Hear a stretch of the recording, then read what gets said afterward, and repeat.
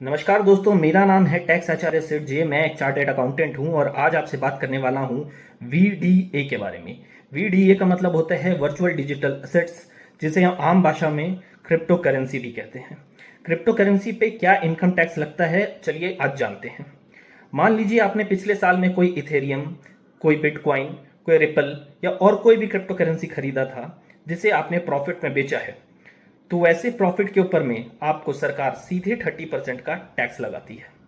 ये 30% का जो टैक्स रेट होता है वो डायरेक्ट लगता है और इसमें कोई भी एग्जम्पशन आपको नहीं मिलता। एक और बात मैं आपको बताते चलता हूं कि मान लीजिए आपको बिटकॉइन बेचते समय, आपको अपना क्रिप्टो करेंसी बेचते समय कुछ नुकसान हो गया। आपने 1 लाख रुपए की बिटकॉइन खरीदी और आपने उसे 80,000 रुपए में बेचा, तो ये जो 20,000 रुपए का आपको लॉस हुआ है, इस लॉस को आप और किसी भी इनकम के साथ सेट ऑफ नहीं कर सकते। चाहे वो बिजनेस इनकम हो या कैपिटल गेन्स इनकम, कोई भी दूसरा इनकम को आप घटा नहीं सकते। ये 20,000 रुपए का जो आपका लॉस हुआ है, ये पूरी तरीके से व्यर्थ हो जाएगा। साथ ही साथ आप इस 20,000 रुपए के लॉस को कैरी फॉरवर्ड भी नहीं कर सकते कि अगले साल अगर आपका कोई इनकम हो जाता है तो आप वैसे केस में उससे आप इसको सेट ऑफ कर ले, वो भी आप नहीं कर सकते। तो कहने का ये मतलब हुआ कि आपको वर्चुअल डिजिटल एसेट्स बेच करके जो भी प्रॉफिट होता है उस पर सीधे 30% का टैक्स देना है और जो लॉस होता है उसका आप कुछ भी नहीं कर सकते। एक और बात मैं आपको बता देता हूं कि जब कभी भी वर्चुअल डिजिटल एसेट्स बेचा जाता है और ट्रांजैक्शन अमाउंट 10,000 रुपए से ऊपर होती है तो कंपनी आपका 1% का टीडीएस काटती है।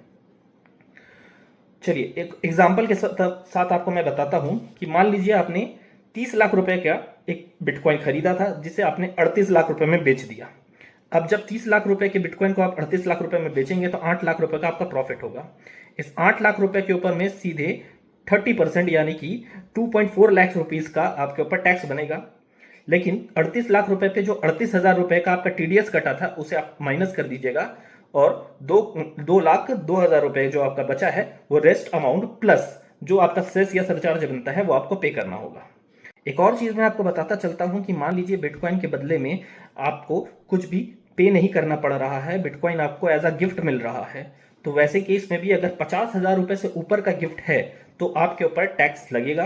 अगर रिलेटिव से ये गिफ्ट मिल रहा है तो फिर ये 50,000 रुपए का कितना भी अनलिमिटेड अमाउंट का हो सकता है, इसके ऊपर आपको कोई टैक्स नहीं देना पड़ेगा। आशा करता हूं कि बिटकॉइन और क्रिप्टो करेंसी से रिलेटेड इनकम टैक्स की ये जानकारी आपको अच्छी लगी होगी। मैं हर रोज ऐसे अच्छी वीडियोस लेकर के आते रहता हूं। अगर आपको ये अच्छी लगी है तो प्लीज लाइक करें और चैनल को सब्सक्राइब करें। Thank you.